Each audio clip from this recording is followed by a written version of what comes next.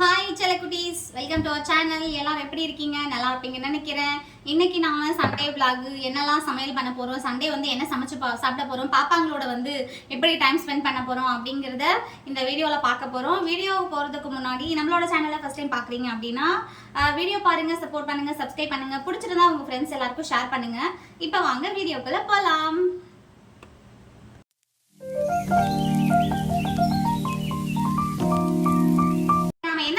அப்படின்னு பாத்தீங்கன்னா நம்ம வெறும் குஸ்கா பண்ண போறோம். ஓகேவா? சிக்கன் இல்லாம மட்டன் இல்லாம அது எல்லாத்தையும் தனியா ஃப்ரை பண்ணிட்டு வெறும் குஸ்கா மட்டும் பண்ணிட்டு மட்டனை தனியா வந்து ஃப்ரை பண்ணலாம் அப்படின்னு டிசைட் பண்ணியிருக்கேன். இப்போ நாம குஸ்கா பண்ண போறோம். அதுக்கு தேவையான பொருள் எல்லாத்தையும் ரெடி பண்ணி வச்சிருக்கேன். வாங்க எப்படி எல்லாம் குஸ்கா பண்றோம் அப்படிங்கிறத பார்க்கலாம். அடுப்பை பற்ற வச்சு அடுப்புல குக்கர் வச்சாச்சு. தேவையான அளவுக்கு எண்ணெய் சேர்த்துக்கோங்க. நான் ஒரு 1/2 kg பிரியாணி பண்ண போறேன் அப்படின்றதுனால எண்ணெய் வந்து ஒரு கரண்டி சேர்த்துருக்கேன். அதுக்கப்புறம் நெய். ஓகே, அட என்னப்பா விழவே மாட்டேங்குது.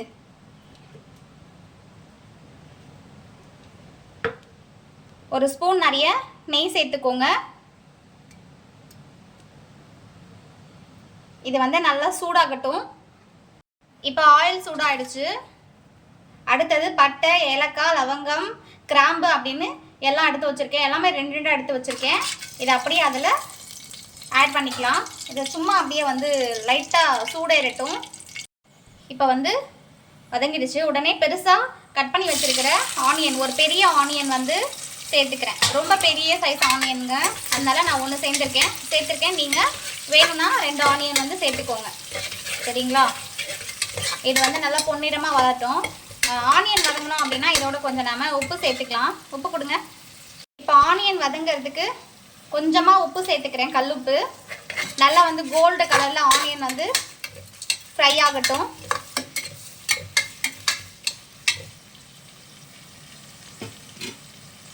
ஆனியன் வந்து நல்லா கோல்டு கலரில் மாறிடுச்சு. இப்போ நாம் அரைச்சி வச்சுருக்கிற இஞ்சி பூண்டு விழுது அதில் சேர்த்துக்கலாம். நல்லா கலந்து விட்டுக்கோங்க.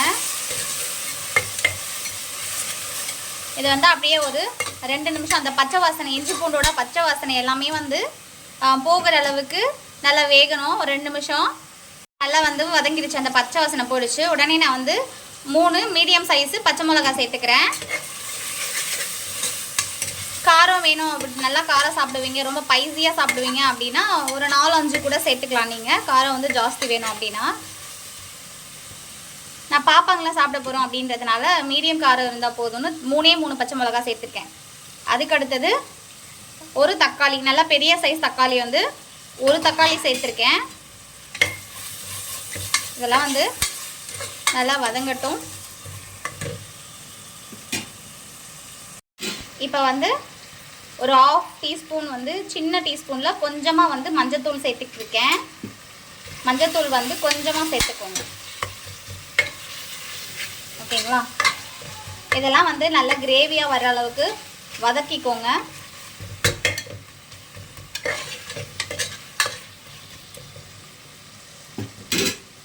இப்போ வந்து கிரேவி நல்லா வந்து வதங்கிடுச்சு. அடுத்தது நல்லா ஒரு கைப்பிடி நிறைய வந்து நான் புதினா சேர்த்துக்கிறேன். எவ்வளோ நிறைய புதினா சேர்த்துக்கிறீங்களோ அந்த அளவுக்கு வந்து பிரியாணி நல்லா ஃப்ளேவராக நல்ல மணமாக இருக்கும். அதனால் கொஞ்சம் முடிஞ்ச வரைக்கும் நிறையாவே சேர்த்துக்கோங்க புதினா. இது அப்படியே வந்து ஒரு 2 நிமிஷம் நல்லா வதக்கிக்கலாம். இப்போது சூப்பராக வந்து புதினா வதங்கிடுச்சு. 1 ஸ்பூன் கரம் மசாலா சேர்த்துக்கிறேன். ஓகேங்களா? அதுக்கப்புறம் 2 ஸ்பூன் வந்து நான் வீட்டில் அரைச்சி வச்சுருக்கிற மிளகாய் பொடி சேர்த்துக்கிறேன். உங்களுக்கு காரம் வேணும் அப்படின்னா இன்னும் கொஞ்சம் எக்ஸ்ட்ரா கூட நீங்கள் சேர்த்துக்கலாம். இந்த மிளகாத்தூள் வந்து பச்சை வாசனை போகிற அளவுக்கு நல்லா வந்து நீங்கள் வதக்கிக்கோங்க. இப்போ இந்த பதத்தில் வந்து நல்லா அடி பிடிக்கிற மாதிரி இருக்கும். அதனால் நீங்கள் என்ன பண்ணோம் அப்படின்னா கொஞ்சமாக இதோட கர்ட் சேர்த்துக்கோங்க. இப்போ இந்த பதத்தில் நீங்கள் நல்லா ஒரு கரண்டி தயிர் சேர்த்துக்கோங்க. தயிர் சேர்த்து வதக்குனீங்க அப்படின்னா தண்ணி விட்டு நல்லா வந்து கிரேவி ஒரு மாதிரி சூப்பராக ரெடி ஆகும். அடியெலாம் பிடிக்காது. ஸோ அதனால் நல்லா தண்ணி விட்டு வதக்கிக்கோங்க. கொஞ்சமாக இப்போ கர்டோட சேர்த்து கொஞ்சமாக தண்ணி சேர்த்துக்கோங்க. இப்போ வந்து நான் தயிர் எடுத்தேன் இல்லையா, அந்த கப்லேயே வந்து கொஞ்சமாக தண்ணி மிக்ஸ் பண்ணி கலந்துட்டு இதோட சேர்த்துருக்கேன். பார்த்தீங்களா, கிரேவி சூப்பராக ரெடி ஆகிடுச்சு. இது அப்படியே வந்து ஒரு நல்ல 2லேருந்து 3 நிமிஷம் வந்து நல்லா கொதிக்க விடுங்க. இப்போ வந்து கிரேவி வந்து நல்லா வதங்கிடுச்சு. ஓகேங்களா, அடியெலாம் எதுவுமே பிடிக்கல. கிரேவி வந்து நல்லா வதங்கிடுச்சு பாருங்கள். அடிக்கடி பிடிக்கிற மாதிரி எதுவும் இல்லை. நீங்கள் நல்லா கிண்டி விட்டுக்கிட்டே இருந்தீங்க அப்படின்னா அடி வந்து பிடிக்காது. ஓகேங்களா. அடுத்தது நான் வந்து இந்த கிளாஸில் தான் 1 கிளாஸ் வந்து அரிசி எடுத்திருக்கேன். அதனால் 1 கிளாஸ் அரிசிக்கு 2 கிளாஸ் தண்ணி ஊற்றிக்கோங்க. சப்போஸ் நீங்கள் வந்து பாஸ்மதி ரைஸ் எடுக்கிறீங்க அப்படின்னா 1 கிளாஸ் ரைஸுக்கு 1.5 கிளாஸ் வந்து தண்ணி சேர்த்துக்கணும். 2 கிளாஸ் தண்ணி ஊற்றுனீங்க அப்படின்னா குழஞ்சிரும். அதனால் பாஸ்மதி ரைஸுக்கு மட்டும் 1 கப்பு அரிசிக்கு 1.5 கப்பு தண்ணி தான் சேர்த்துக்கணும். நான் வந்து 1 கிளாஸ் அரிசி எடுத்திருக்கேன், 2 கிளாஸ் தண்ணி சேர்த்துருக்கேன், மாம்பழ அரிசி அப்படிங்கிறதுனால. இப்போ வந்து தண்ணி நல்லா வந்து சூடாகட்டும்.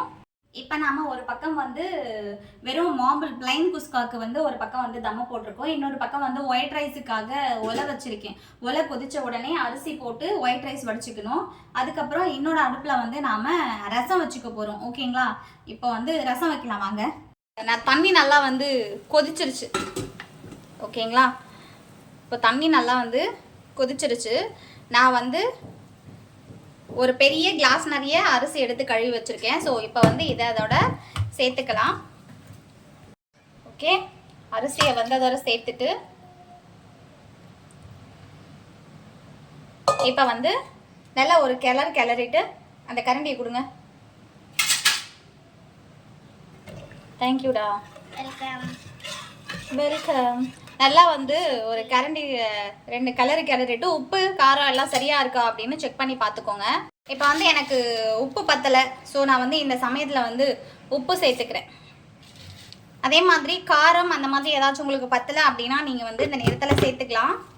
சேர்த்துட்டு ஒரு கொதி வந்ததுக்கப்புறமா அப்படியே வந்து குக்கரை மூடி போட்டு 2 விசில் வர வரைக்கும் வேக வச்சு இறக்கிக்கணும். இப்போ வந்து நான் உப்பு போட்டிருக்கேன். சும்மா ஒரு கொதி வரட்டும். ஒரு பிளேட் போட்டு மூடி வைங்க. கொதி வந்துருச்சு. நான் குக்கர் வந்து மூடி போட்டாச்சு. இப்போ 2 விசில் வந்த உடனே இறக்கிட்டோம் அப்படின்னா நம்மளோட குஸ்கா ரெடி ஆகிடும். இப்போ ஒரு பக்கம் வந்து குஸ்கா வந்துட்டுருக்கு, ஒரு பக்கம் வந்து சாப்பாடு வச்சுருக்கோம், இன்னொரு பக்கம் வந்து நாம் ரசம் தாளிச்சுக்க போகிறோம். ஓகேவா. அதுக்கு வந்து நான் கொஞ்சமாக ஆயில் சேர்த்துக்கிறேன்.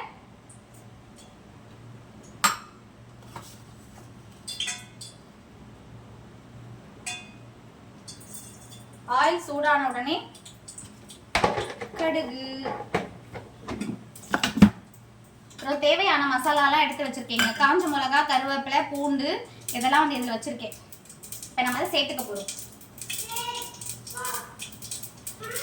ஃபஸ்ட்டு கருவேப்பிலை, அதுக்கப்புறம் பூண்டு, அப்புறம் சீரகம், நம்ம இடித்து வச்சுருக்க சீரகம் அது எல்லாத்தையும் சேர்த்துட்டு அதுக்கப்புறம் கொஞ்சமாக கருவேப்பிலை, அப்புறம் ஃப்ளேவருக்காக கொஞ்சமாக புதினா. ஓகேங்களா. இப்போ வந்து நாம் இதை நல்லா மிக்ஸ் பண்ணிக்கலாம். இந்த பதத்தில் மஞ்சத்தூள் கொஞ்சமாக சேர்த்துக்கலாம்.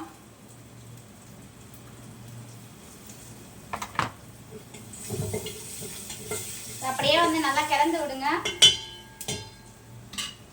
அடுத்தது புளி, அதுக்கப்புறம் நான் தக்காளி வந்து நல்லா கரைச்சி வச்சிருக்கேன். இப்போ அதில் சேர்த்துக்கலாம்.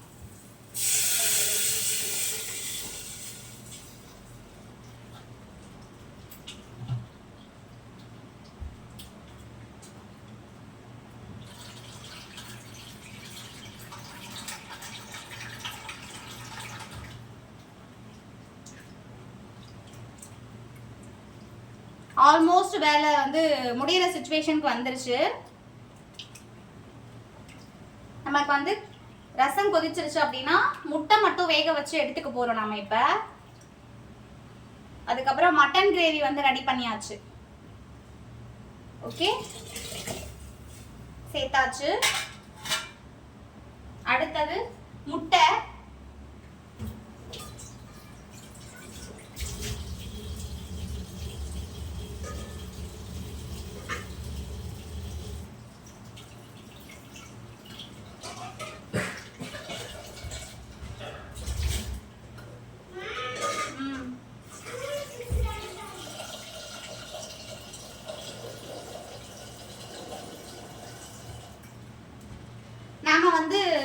3 பேர் தான் இருக்கோம், என் ஹஸ்பண்ட் கூட இல்லை, 3 பேர் தான் இருக்கோம் அப்படின்றதுனால 3 முட்டை வச்சுருக்கேன்.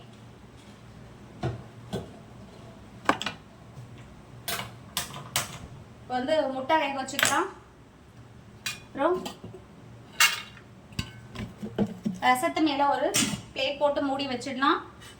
இப்போ வந்து ரசம் கொதிச்சிடணும், அதுக்கப்புறம் முட்டை வெந்துடணும், அப்புறம் ரைஸு, பிரியாணி, குஸ்கா அப்படின்னு சொல்லி எல்லாமே வந்து 4 அடுப்பில் 4 வச்சாச்சு நாம. இப்போ ஒரு அடுப்பு கூட காலியாக இல்லை. ஒரு 10 நிமிஷத்தில் எல்லாமே வந்து டக் டக்குன்னு நாம் இறக்கி வச்சிட போகிறோம். இந்த மாதிரி 4 அடுப்பில் 4 வச்சு செய்யறதுனால நமக்கு வந்து டைம் ரொம்ப சேவ் ஆகுதுங்க. 2 அடுப்பு இருக்குது அப்படின்னா 2த்துலேயே வந்து மாற்றி மாற்றி செய்யணும் அப்படின்னா கஷ்டமாக இருக்குது. இந்த மாதிரி 4 அடுப்பு இருக்குது அப்படின்னா ரொம்ப ஈஸியாக இருக்குது, குயிக்காக வேலை முடிஞ்சிடுது. 4த்துல 4 வச்சு சீக்கிரமாக செஞ்சுட்டு கடகடன்னு இறக்கி அங்கே வச்சுட்டு போயிட்டு நம்ம வேலையை பார்க்கலாம். இப்போ 4 அடுப்பில் 4 வச்சுருக்கேன். இதை 4த்தையும் வந்து இறக்கி வச்சுட்டு எப்படிலாம் என்ன ரெடி பண்ணியிருக்கேன் அப்படிங்கிறத உங்களுக்கு காமிக்கிறேன். ஆல்மோஸ்ட் எல்லா வேலையும் முடிஞ்சிருச்சுங்க. இப்போ நமக்கு வந்து குஸ்கா மட்டும்தான் விசில் வரணும். இன்னும் கொஞ்ச நேரத்தில் விசில் வந்துட போது. எல்லாத்தையும் எடுத்து சாப்பிட்றதுக்கு ரெடி பண்ணி வச்சுருக்கோம். இவங்க வந்து பசி பசி பசி பசி எப்போதான் கொடுப்பீங்க சாப்பாடு, ஏமா அப்படி லேட் பண்ணுற, சண்டேவாவது சீக்கிரமாக சாப்பாடு கூடாமா அப்படின்னு சொல்லி நம்ம ஆளுங்க வந்து வாசனை நல்லா வருது, அதுலேயே ரொம்ப பசிக்குதான், அதனால் சாப்பாட்டுக்காக வெயிட்டிங். குக்கர் விசில் வந்த உடனே நம்மளோட குஸ்கா வந்து எந்த அளவுக்கு ரெடி ஆயிருக்கு அப்படிங்கிறத பார்க்க போகிறோம். ஓகே, குஸ்கா இல்லைம்மா, குஸ்கா. சாப்பிட்றதுக்கு எல்லாமே வந்து ரெடியாக எடுத்து வச்சுருக்கோம். மேடம்ங்க வந்து சாப்பிட்றதுக்கு வந்துட்டுருக்காங்க. பசி தாங்க முடியல, எனக்கும் தாங்க ஓவராக பசிக்குது, வாங்க சாப்பிடலாம். என்னென்ன ரெடி பண்ணியிருக்கோம் அப்படின்னு பார்த்தீங்கன்னா, அப்படியே வாங்க என்ன ரெடி பண்ணியிருக்கோம் அப்படின்னு பார்க்கலாம். இது வந்து ரசம், ஓகேங்களா. அடுத்தது ஒயிட் ரைஸ், அதுக்கப்புறம் மட்டன் பெப்பர் ஃப்ரை, அப்புறம் வந்து முட்டை, ரைத்தா, அதுக்கு அடுத்தது இது ஓப்பன் பண்ணுமா, அப்புறம் பார்த்தீங்கன்னா நம்மளோட குஸ்கா. ஓகே, குஸ்கா வந்து ஆவி பறக்குது பாருங்கள், ஹாட் பாக்ஸில் மாற்றி வச்சுருக்கேன். வேறு லெவல் வந்திருக்குங்க. சாப்பிட்டு பார்த்தா தான் தெரியும் எப்படி இருக்குன்னு. பசிக்குது, வாங்க சாப்பிடலாம். எல்லாமே ரெடி ஆகிடுச்சு. நம்ம குட்டிங்க வர சாப்பிட்றதுக்கு ரெடியாக உட்காந்துருக்காங்க, வாங்க சாப்பிடலாம். இப்போ நம்ம ஆளுங்க வந்து சாப்பிட ஆரம்பிச்சிட்டாங்க. பிளேட்டில் என்ன இருக்குது பாருங்கள், ஆனியன் ரைத்தா, மட்டன் ஃப்ரை, அதுக்கப்புறம் குஸ்கா, அப்புறம் முட்டை. ஓகே, சாப்பிட ஆரம்பிச்சிட்டாங்க. எப்படி இருக்குது ரைஸு? ஓகே, நீங்கள் மேடம்?